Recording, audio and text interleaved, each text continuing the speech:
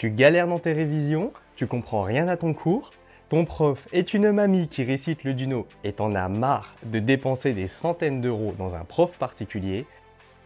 Ok, t'es au bon endroit.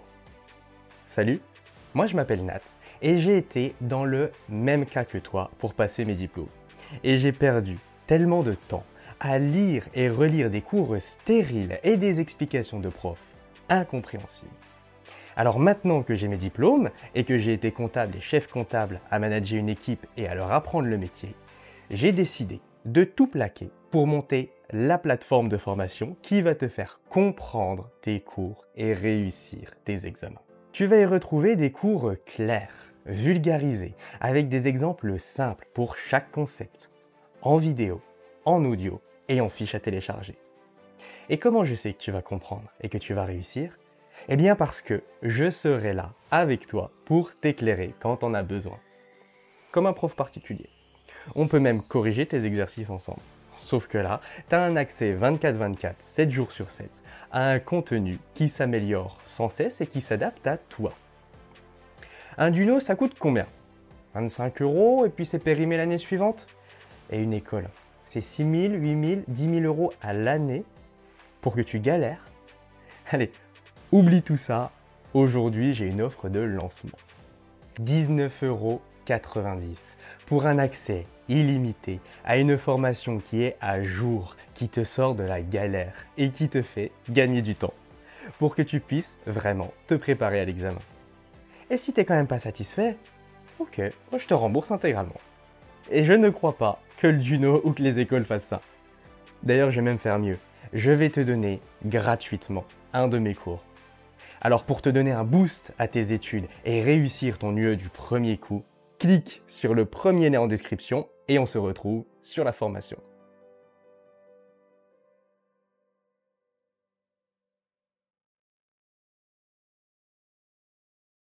Chapitre 15.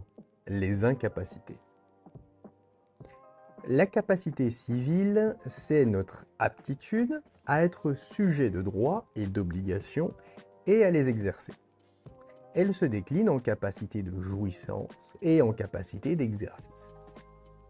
La capacité de jouissance, c'est notre aptitude à être titulaire de droits et d'obligations. Et la capacité d'exercice, c'est notre aptitude à exercer nous-mêmes un droit qu'on détient sans qu'on ait besoin d'être représenté ni assisté par quelqu'un d'autre. En clair, c'est quand on a la personnalité juridique. En principe, tout le monde a la capacité civile, mais il arrive qu'on restreigne le droit de certaines personnes. Elles deviennent donc ce qu'on appelle des incapables.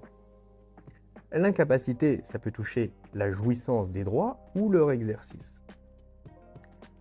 L'incapacité de jouissance, c'est l'impossibilité de faire certains actes, mais pas tous les actes, parce que sinon ça priverait carrément la personne de sa personnalité juridique. L'incapacité de jouissance, c'est pour protéger une personne. Ça concerne certains actes spécifiques. Par exemple, les étrangers ne peuvent pas voter, c'est pour protéger la nation. Et les mineurs de moins de 16 ans ne peuvent pas faire de testament. Ça, c'est pour les protéger parce qu'on considère qu'ils ne sont pas assez matures. L'incapacité d'exercice, c'est pour protéger une personne en l'empêchant d'exercer des droits dont elle dispose elle-même. Donc dans ce cas, l'incapable a des droits, mais il ne peut pas les exercer lui-même. Il doit être assisté ou représenté dans la vie juridique. Ces incapacités concernent surtout les mineurs à cause de leur âge, mais aussi certains majeurs que la loi veut protéger en raison de leur faiblesse mentale ou physique. Par exemple, un mineur ne peut pas vendre son vélo tout seul. Il a le droit de le faire, mais il ne peut pas le faire tout seul. Il faudra que ses parents ou alors un tuteur l'aident pour être sûr que tout se passe bien. Avant de parler de l'incapacité du mineur, on fait un petit focus sur les différents actes juridiques. Il y a les actes d'administration, c'est des actes de gestion courante du patrimoine. Par exemple, si tu encaisses les loyers de ton appartement ou si tu fais des travaux d'entretien, c'est des actes d'administration. Les actes conservatoires, c'est des actes pour maintenir en état le patrimoine. Par exemple, si tu fais réparer une fuite dans ta maison ou si tu sécurises un bâtiment contre les risques d'effondrement, c'est des actes conservatoires. Et les actes de disposition, c'est des actes qui modifient la composition de ton patrimoine. Par exemple, si tu décides de vendre ta maison ou de donner une partie de tes biens à quelqu'un, c'est des actes de disposition. L'incapacité du mineur, donc. Le mineur non émancipé, le cas classique. Il peut faire seul des actes d'administration et des actes conservatoires. Pour les actes de disposition, il faut qu'ils soient représentés. En cas de problème, c'est un juge des tutelles qui va intervenir. Si les deux parents sont vivants, non divorcés, non déchus de l'autorité parentale, on applique le régime de l'administration légale pure et simple. Dans ce cas, pour les actes de disposition, il faut l'accord des deux parents. S'ils ne sont pas d'accord, ou pour des actes graves comme emprunter, vendre un immeuble, vendre un fonds de commerce, il faut l'autorisation du juge des tutelles. Si un des parents est décédé, divorcé ou déchu de l'autorité parentale, on applique le régime de l'administration sous contrôle judiciaire. Dans ce cas, les actes de disposition sont soumis au contrôle du juge des tutelles.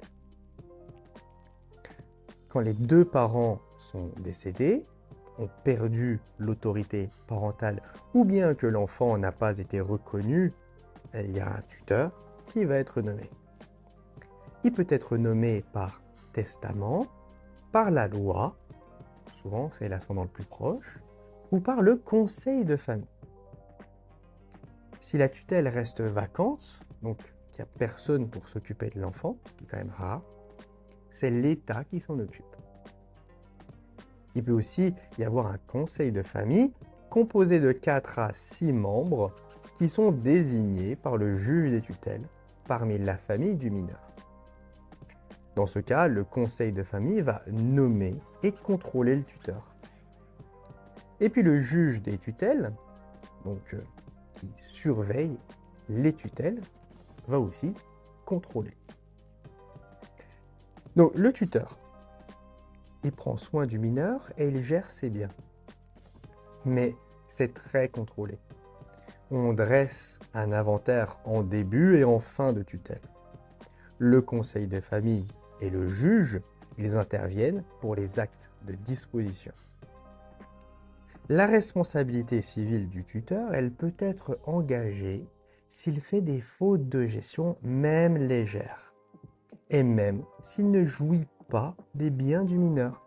Donc en clair, le tuteur, il peut être condamné s'il ne gère pas bien des biens qui appartiennent au mineur, qui lui appartiennent même pas, donc au tuteur.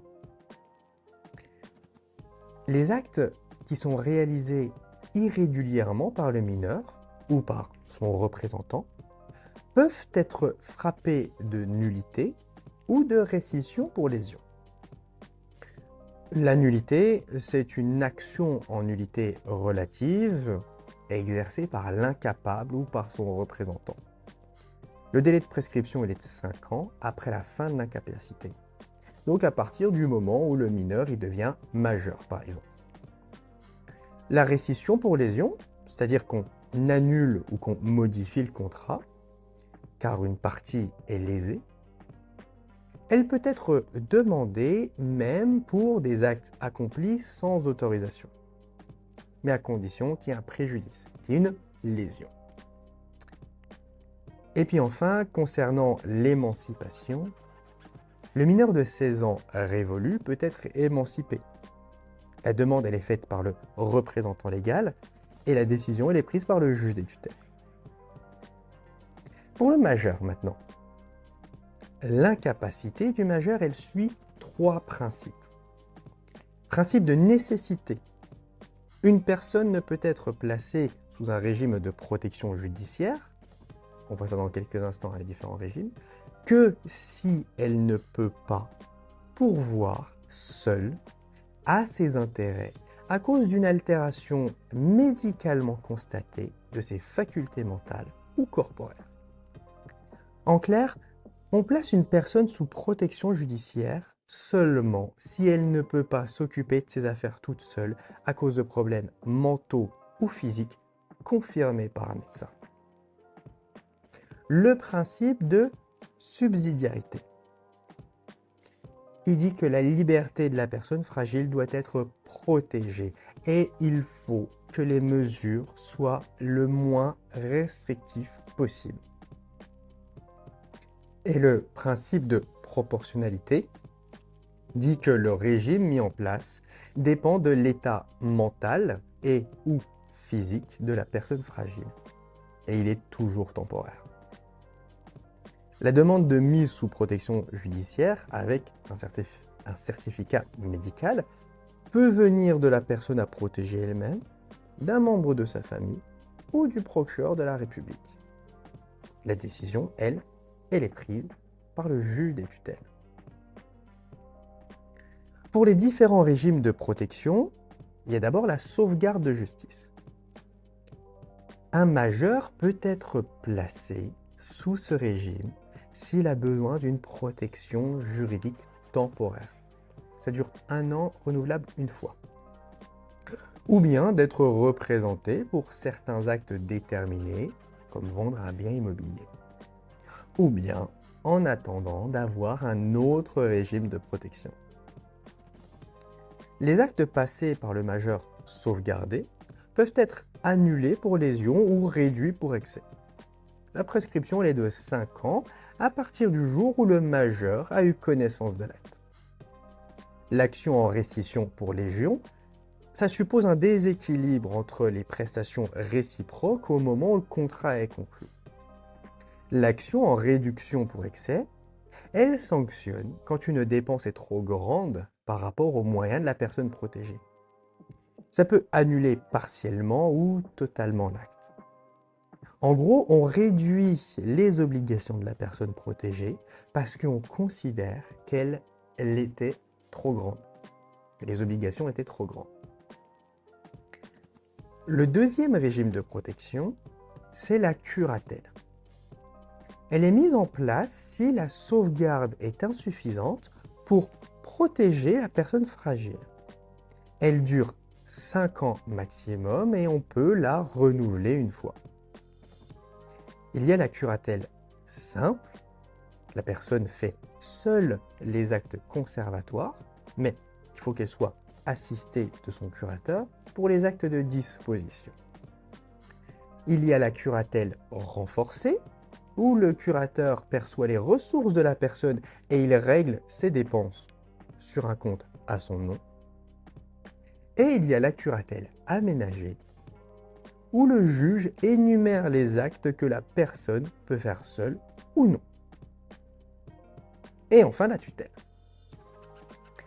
La tutelle, elle concerne ceux qui ont besoin d'être représentés continuellement dans la vie civile.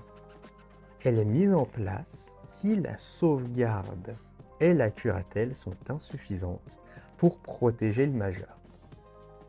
La durée de la tutelle, c'est la même que pour la curatelle et elle est publiée pour que tout le monde soit au courant. Pour les actes de la vie courante, la personne prend seule les décisions si son état le permet. Elle choisit son lieu de résidence et elle a le droit d'entretenir des relations personnelles. Le tuteur, il peut prendre des mesures de protection pour mettre fin au danger que la personne elle fait courir à elle-même. Et dans ce cas-là, elle informe le juge. Ce dernier, ainsi que le conseil de famille, interviennent pour les actes importants comme se marier, se pacser, vendre un appartement ou rédiger un testament par exemple.